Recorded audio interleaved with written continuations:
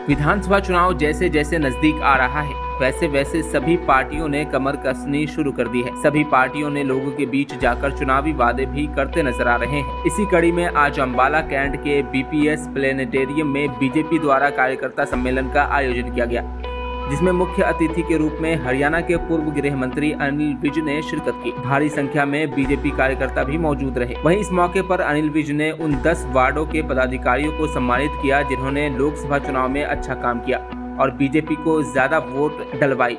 इसके लिए उन्होंने उनके काम की सराहना भी की और साथ ही साथ आने वाले चुनाव में और भी अच्छे से काम करने को कहा गया। कि जिन टॉप 10 बूथों में सबसे ज़्यादा मार्जिन से जीतेंगे उनकी टीमों को हम सम्मानित करेंगे। मैं सबसे पहले इन 10 बूथों के तमाम कार्यकर्ताओं का आभार प्रकट करना चाहता हूँ, शुभकामनाएं देना चाहता हूँ, मुबारकबाद देना चाहता हूँ। मित्रों, हम सब जानते हैं कि इस लोकसभा चुनाव में हमारे मनवांछित नतीजे नहीं निकल पाए। हमारी अंबाला से लोकसभा की उम्मीदवार बहन बंतो कटारिया जी ये चुनाव नहीं जीत पाए, लेकिन फिर भी अगर हम अवलोकन करें अपने ज़िले का, अंबाला ज़िले का, तो मुलाना से कांग्रेस का ही उम्मीदवार था, वो वहाँ से एमएलए भी था। दूसरी विधानसभा आती है हमारी नारायणगढ़, जो हमारे मुख्यमंत्री जी की विधानसभा है। तीसरी विधानसभा आती है अंबाले शहर की, जहाँ से हमारे ट्रांसपोर्ट मंत्री असीम गोयल जी और पूर्व मंत्री विनोद शर्मा जी इस चुनाव में लगे हुए थे। मुलाना से कांग्रेस 28,118 वोटों से जीते। नारायणगढ़ से जो मुख्यमंत्री जी का गृह क्षेत्र है, वहाँ से कांग्रेस 20,906 सीटों से जीती। अंबाला शहर से, जैसा मैंने आपको बताया कि हमारे ट्रांसपोर्ट मिनिस्टर और विनोद शर्मा जी ने चुनाव लड़ाने की जिम्मेवारी ली हुई थी। वहाँ से भी 5,699 वोटों से कांग्रेस जीती, यानी हम हारे। इस सारे वातावरण में, जबकि सारे जिले में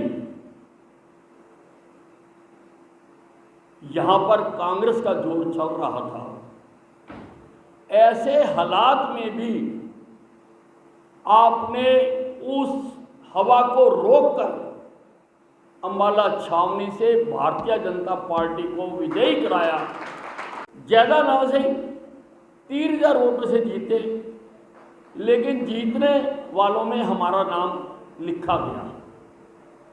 ये सारा चुनाव ही अगर इसका आज अवलोकन करें, ये विपक्ष ने झूठ के सहारे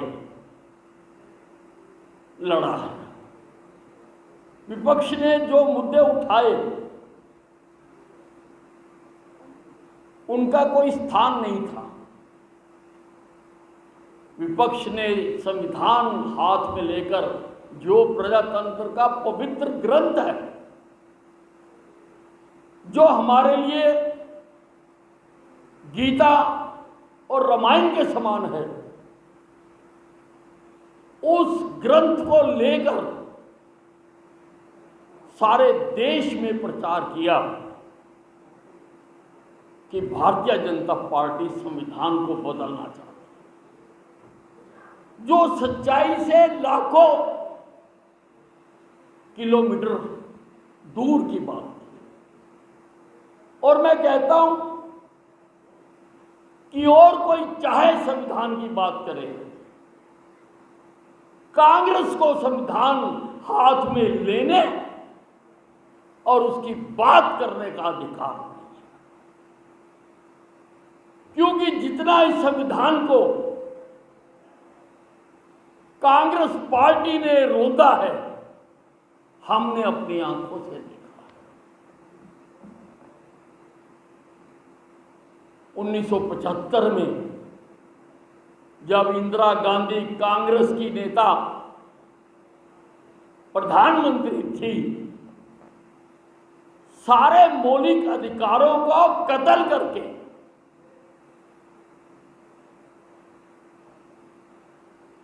अभिव्यक्ति की आजादी को खत्म करके समाचार पत्रों पर प्रतिबंध लगाकर इस देश में इमरजेंसी लगाई। भाई और बहनों, हम भूले नहीं हैं।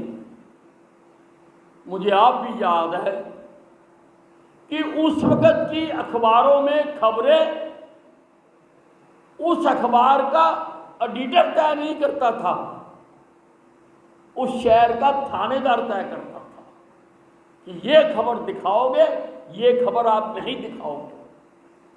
और समाचार पत्र जब हमारे हाथों में आता था तो बीच में जो खबर उठाई जाती थी उतना क्षेत्र सफेद दिखाया जाता था।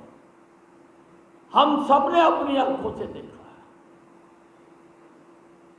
और लगभग 1.5 लाख लोगों को, राजनीतिक लोगों को इस कांग्रेस ने झूठे आरोप लगाकर जेलों में डाल दिया। लेने की हिम्मत होनी चाहिए। क्या इनको संविधान के बारे में बात करने की हिम्मत होनी चाहिए? मैं राहुल गांधी को कहना चाहता हूं कि संविधान का नाम लेने से पहले अपने खानदान का इतिहास जान लेना था कि तुम्हारे खानदान ने क्या क्या किया, संविधान के साथ कैसे खिलवाड़ किया। कितनी बार कांग्रेस पार्टी ने धारा 356 लगा कर चुनी हुई सरकारों को ध्वस्त कर दिया। अरे तुम संविधान की बात करते हो, तुम संविधान बदलने की बात करते हो। और बहनों और भाइयों, बहुत बार झूठ जीत जाता है और सच हार जाता है।